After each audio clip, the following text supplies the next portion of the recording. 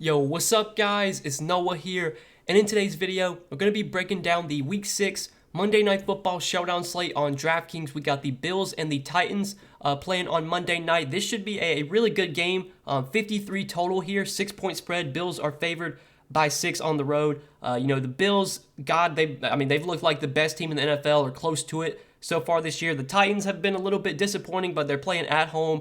Could maybe see them pull off an upset here, but regardless, this should be a good game. It should be a fun showdown slate. I'm excited to talk through this with you guys. We're going to break everything down, go from the top of the player pool all the way down, talk about all the playable options for tonight's game, and then towards the end of the video, we'll kind of hit on roster construction, how I'm looking to build out my lineups, who I think, I'll be playing at captain. We'll kind of cover everything. But before we get started, as always, guys, I would appreciate it if you would click that like button down below. If you're new to the channel here, make sure you click that subscribe button as well. I'm uploading a ton of NFL content to my channel, just about every single day, making videos for, the showdown slates, Monday night, Thursday night, getting videos up for the main slate. I'm live streaming for, Monday night slates, Thursday night, I'm streaming before the game starts. And also, NBA season starts this week. NBA season starts on Tuesday. I'll have NBA videos likely going up probably after the Monday night game. I will have my video posted for Tuesday's NBA slate. We have a 2-gamer for opening night. I'm super excited for NBA season. I'm excited to be making NBA content again. Obviously, I will be streaming for NBA as well.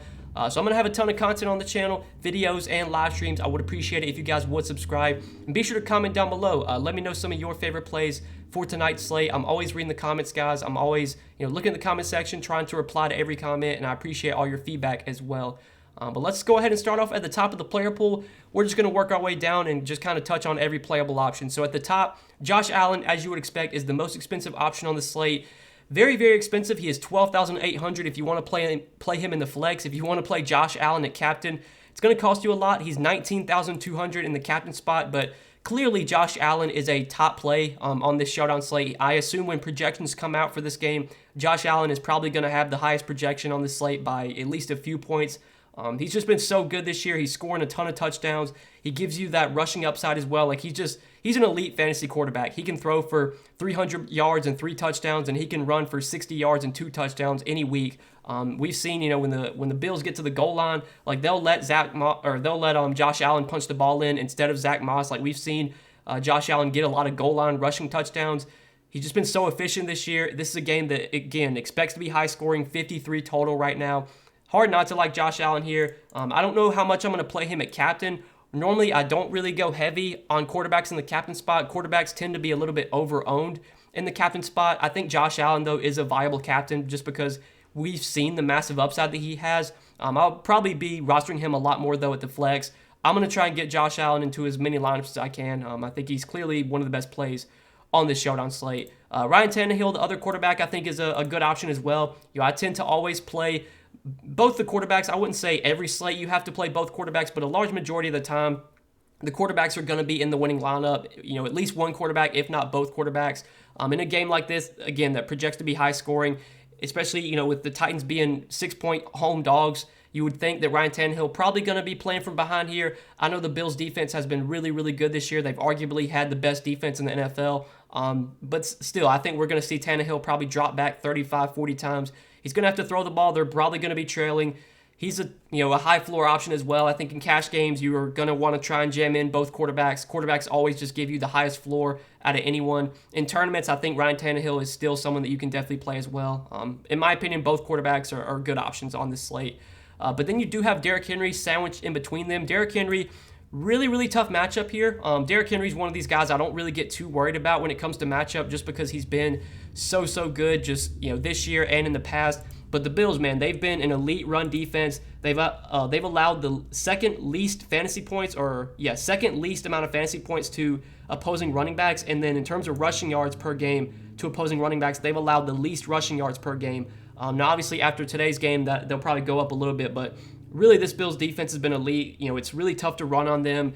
Derrick Henry, I think, is matchup proof, so I think he is still a good option. But I'm probably going to prefer the quarterbacks over Derrick Henry on this slate. If I can get up to Josh Allen, I would rather play Josh Allen over Henry.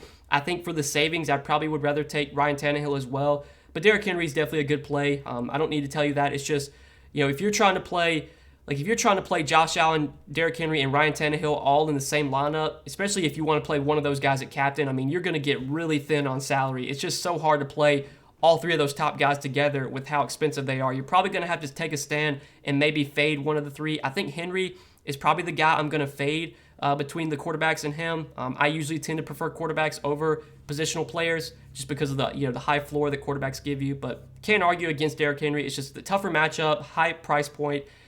He's still in play, but I'll probably be underweight on him just on this slate. Now, some of these wide receivers, I think, are guys I'm definitely going to be looking to pair with the quarterbacks, and these are guys you can play at captain as well. Stephon Diggs, like him a lot here against Tennessee. Tennessee has definitely been a team you can pick on.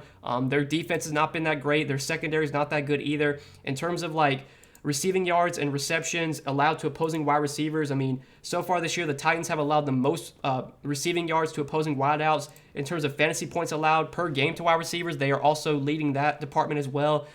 Good matchup here for Stephon Diggs. I would say he is definitely he's run bad this year. Stephon Diggs is someone that's going to break out at some point. He's going to have a 120-yard, 2-touchdown game at some point. He's only scored 1 touchdown this season, which is just really, really weird. I mean, he's got 21, 31. He's got 47 targets on the season, and he has 1 touchdown. I mean, the touchdowns are something that's going to come for Stephon Diggs at some point. It's a good matchup.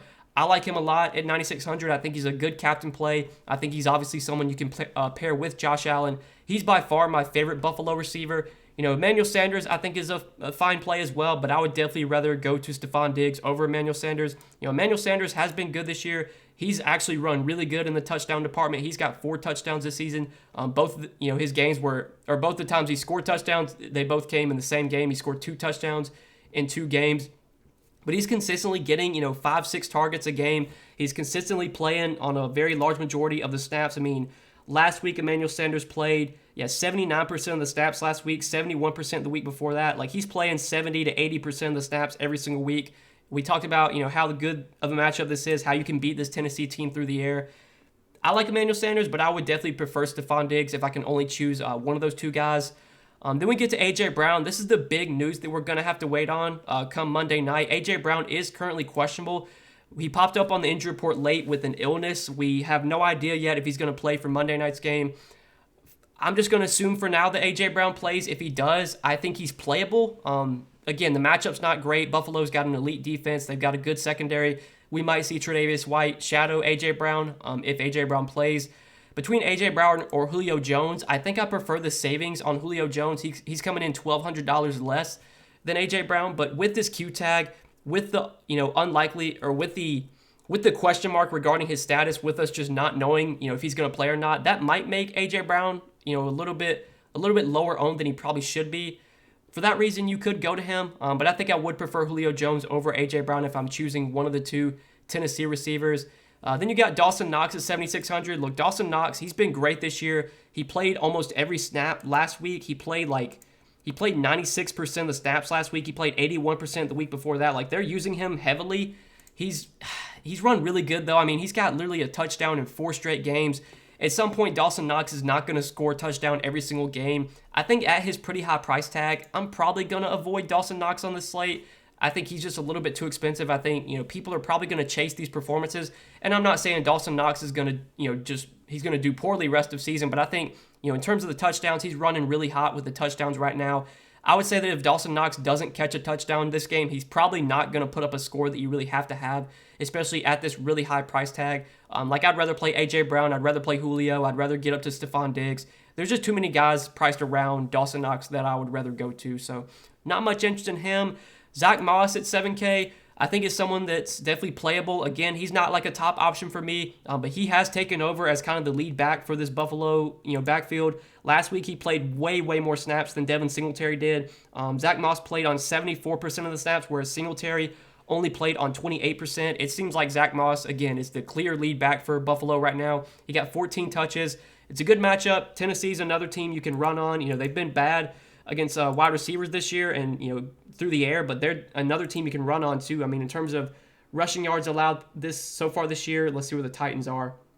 Pretty sure they're at least middle of the pack, if not closer towards the top. Let's see if I can find Tennessee. Yeah, they're about middle of the pack, 476 rushing yards allowed to running backs. Rushing touchdowns allowed to running backs, they are, let's see. I think they're about middle of the pack there as well. They've allowed 5 rushing touchdowns to running backs this season. So again, yeah, I think Zach Moss is a fine option here.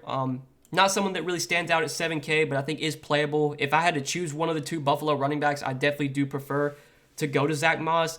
Then you got Julio Jones at 6,600. I like Julio a lot here. Julio has not been great this year. He's been injured as well, but even when he's been healthy, like we haven't really seen much from Julio. He did have a decent game in week 2 against Seattle, 6 catches, 128 yards, 21 DK points that week. But he got a full practice in Thursday. He seems to be fully healthy heading into Monday night's game. Plus, you add in the fact that A.J. Brown could, be out here, or even if A.J. Brown plays, like we don't know, this illness that he has, if it's going to bother him, even if he does play. Between the 2 Tennessee receivers, I think I do give a slight edge to Julio, but I'll be very interested to see like what the projected ownership is between these 2 guys. We won't get that, till Monday, and I'm recording this video the night before. I'm recording this video Sunday night. But Julio, I do have a lot of interest in. I think he's underpriced just for his talent. I think Julio's going to have a big game at some point. It's just a matter of, when that happens. I mean, Julio's such a talented receiver. This Tennessee offense, even though they haven't, their passing game this year has not been great. Tannehill hasn't played that well. I think Julio can still put up a big game any week. The matchup's tough, but at 6,600, he's really affordable. I do like Julio Jones a lot on this slate. I think he's captain worthy as well, especially if A.J. Brown winds up sitting. If A.J. Brown gets ruled out, that just makes Julio an even better option in my opinion. But a couple of things I want to hit on before we get down to like some of the value here. I want to go over to Prize Picks and talk about Prize Picks. Prize Picks, guys, they are the sponsor of this video, as you can see at the bottom of the screen. If you guys want to check out Prize Picks, you can sign up for them. Using promo code Noah. When you do sign up for Prize Picks, you will get your first deposit matched up to $100. I have a couple picks I do like that I want to give out for tonight's game that you can tell me on, or you can make some of your own picks for yourself. But one pick I do like is Ryan Tannehill over 237 passing yards. We talked about how, how Tennessee likely to be trailing in this game. Even at home, they're 6-point dogs.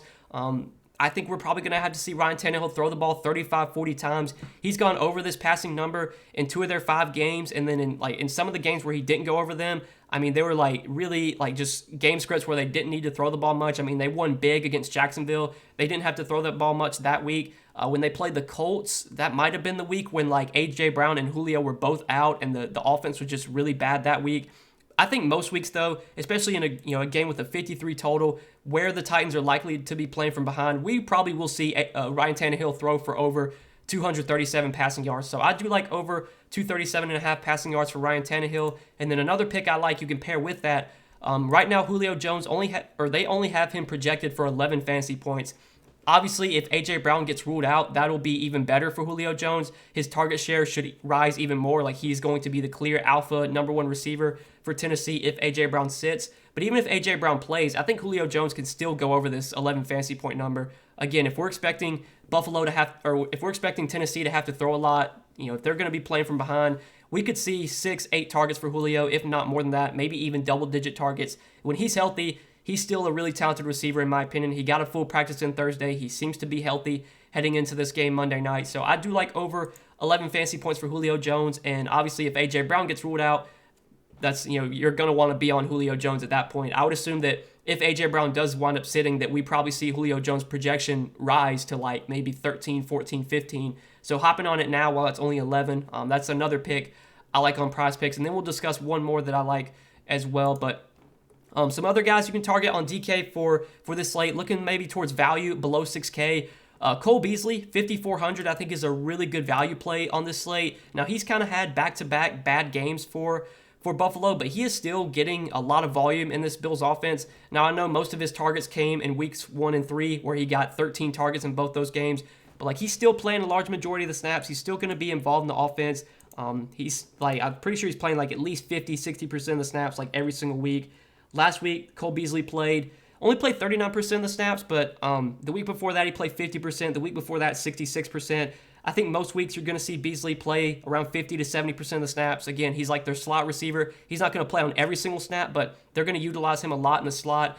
He's obviously playing in a really good offense where he's going to have opportunity. At 5,400, I think Cole Beasley makes for a very solid value on this slate. He is someone I do have interest in below 6K.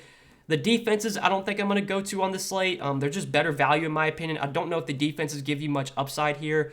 Devin Singletary, again, he's just not getting much volume. He's clearly being out touched by Zach Moss right now. Like, Zach Moss is clearly ahead of him in the totem pole. Again, Zach Moss played like 76% of the snaps last week. Singletary only played 26%. Singletary only touched the ball 7 times last week.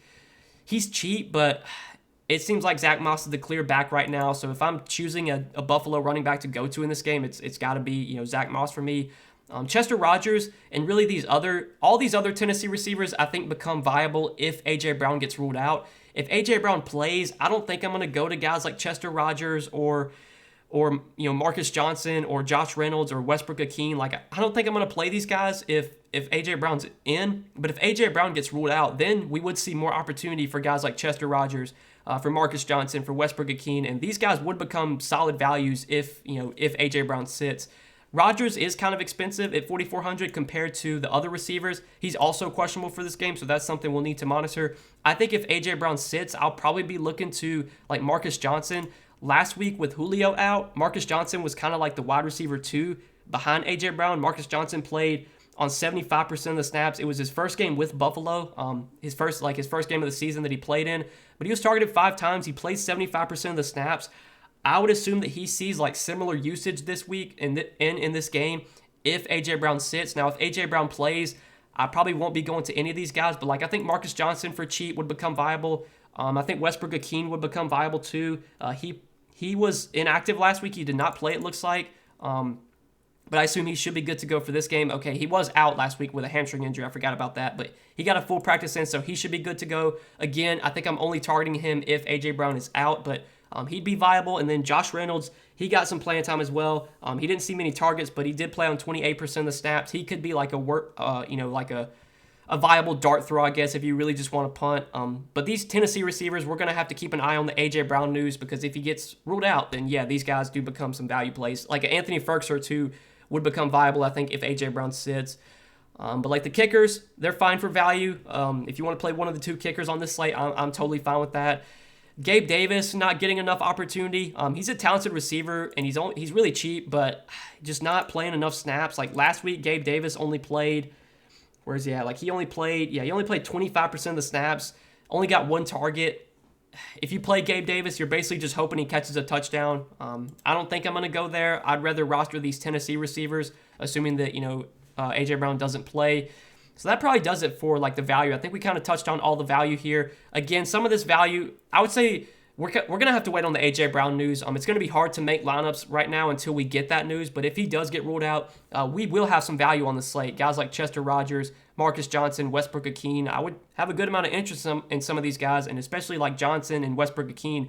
They're super, super cheap on DK. Would be a lot easier to get in the top options like Josh Allen, Ryan Tannehill, Derrick Henry, Steph Diggs. Like, it'd be a lot easier to build around those guys if we get some value down here, which we could, depending on what this news or how this news shakes out with A.J. Brown. But yeah, guys, I think that kind of does it for the showdown slate. We kind of talked through the player pool. Lastly, want to hit on Prize Picks. One more prop I do like over on Prize Picks is Josh Allen over 34.5 rushing yards. Don't really have like any statistics to give you. Like Josh Allen, he's a running quarterback. Obviously, he's mobile. He can run. Just looking at his numbers though this year, like his rushing yards per game, he's gone over this number in 4 of their 5 games. Now, obviously, we don't know like how much Josh Allen's going to run. It's just a matter of how many design runs does he get called, how much pressure does he have on him to where he needs to scramble. But just looking at his rushing yards per game, he's gone over this number in 4 of their 5 games. So over 34.5 rushing yards for Josh Allen. And again, with the high total where we expect a lot of points to be scored, he's probably going to be running a decent amount. Over 34.5 rushing yards. That's another pick I like that you can pair with over on Ryan Tannehill's passing yards and over on Julio Jones' fantasy points. If you guys want to tail me on these 3 picks, you can do these 3 for yourself, or you can check out the entire board for this game. You can see everything that Prize Picks has to offer. But if you guys want to check out Prize Picks, again, make sure to use promo code NOAH. When you do sign up over there, you'll get your first deposit matched up to $100. But I think that does it, guys. Let's just talk about roster construction real quick. Just kind of talk through like how I'm looking to build out my lineups. We mentioned that Josh Allen is a top option on this slate. It's going to be really tough to play him at captain, though. I think in order for Josh Allen to be the winning captain, you're probably going to need him to have one of those games where he goes for 30, 35 DK points, where he throws like 3 touchdowns, runs for 2 touchdowns. Even in the scenario where Josh Allen throws 3 touchdowns, it could be one of those scenarios where you need the receiver and not Josh Allen at captain. Like, let's say Stephon Diggs has 8 catches, 125 yards, and 2 touchdowns. That probably means he's going to be the winning captain and not Josh Allen. Like, even if Josh Allen outscores Diggs, Josh Allen is so much more expensive that Diggs could still be the winning captain if he comes close to what Allen does. I don't know how much I'm going to play Allen at captain, but I think like a Stephon Diggs at captain, I like a good amount. I think Julio Jones at captain, you could go to even if A.J. Brown plays, but if A.J. Brown's out, I think Julio Jones at captain might be like one of my favorite captains on the slate. And if you're playing Julio at captain, you're going to want to pair them with the quarterback. If we're assuming that Julio or any other receiver that we play at captain, if we're assuming they have a big game, it probably means that the quarterback is also doing well because they're throwing the ball to that receiver. So if I'm playing Julio at captain, I want to have Ryan Tannehill in those lineups. We can just assume that A.J. Brown is out. If A.J. Brown does get ruled out, that would give us some value with like a Marcus Johnson or a Westbrook-Ikhine. I don't really have a strong lean when it comes to these guys. I think Marcus Johnson, given that he played 75% of the snaps last week, I know Westbrook-Ikhine was out last week, but he might be my preferred of like all the value Tennessee receivers. Again, I'm only considering these guys if A.J. Brown sits, but Marcus Johnson, Westbrook-Ikhine, whichever one you want to go to, you could kind of plug one of them in for value. You do that, that's going to leave you some salary to get like Josh Allen into your lineup, so you could play both quarterbacks, and then from there, we could either go like a Derrick Henry and maybe like Singletary or Rodgers or one of the kickers, or we could maybe drop down to like Steph Diggs, and that would leave us enough to play like Cole Beasley. So that's kind of a build you could do. We talked about how I like Cole Beasley a lot for value. I think he's definitely underpriced on this slate. So that's kind of a lineup that I like that you could build around Julio at captain paired with Ryan Tannehill, then Josh Allen, Steph Diggs, Cole Beasley, Marcus Johnson. Or you could take out Marcus Johnson and play, Westbrook-Ikhine if you want to go with him instead. But really, these Tennessee receivers, I think, will become some decent value plays depending on if A.J. Brown is in or out. And obviously, if A.J. Brown is out, that's going to help Julio Jones as well. Should make it more likely we see, 8, 10 targets for Julio Jones. But yeah, guys, I think that does it for this slate. I appreciate you guys watching the video. I hope you enjoyed. I hope this video helped you. If you enjoyed, click that like button. Click that subscribe button as well. Comment down below. Let me know some of your favorite plays for tonight's Showdown slate. And be sure to tune into my live stream Monday night. I'll be live on my YouTube channel a couple hours before kickoff. We'll be breaking down the slate once again with you guys, answering any questions you have. So be sure to tune into that. But best of luck on the slate, guys. Thank you so much for watching the video. I hope you did enjoy. And we will see you in the next one. Good luck tonight, guys. Peace.